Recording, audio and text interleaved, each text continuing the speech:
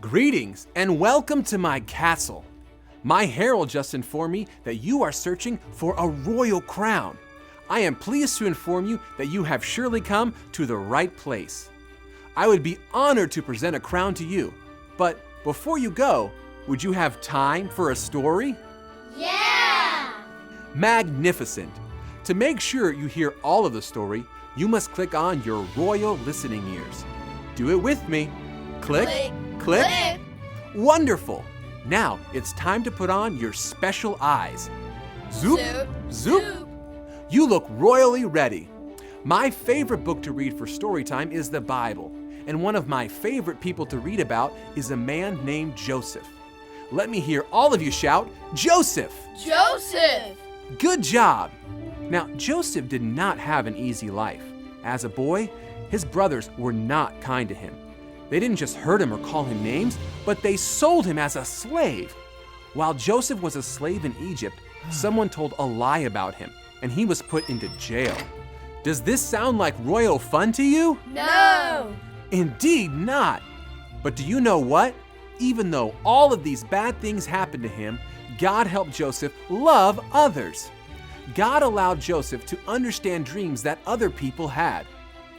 Once, when the king of Egypt had a strange dream, Joseph was called to help him.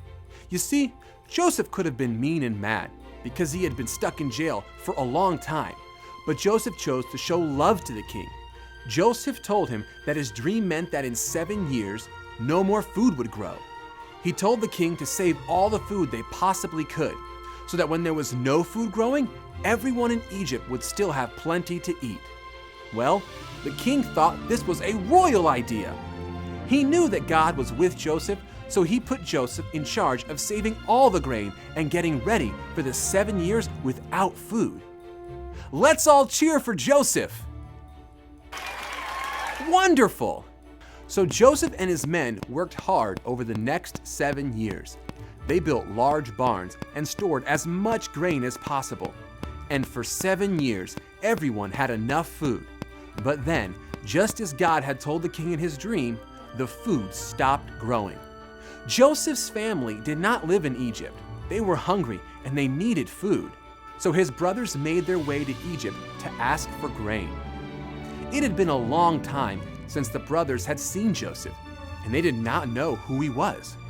But Joseph knew who they were. He could have been mean to them since they were so unkind to him long ago. Instead, Joseph showed love to his brothers. He gave them plenty of grain to take home, and he even threw a huge feast just for them.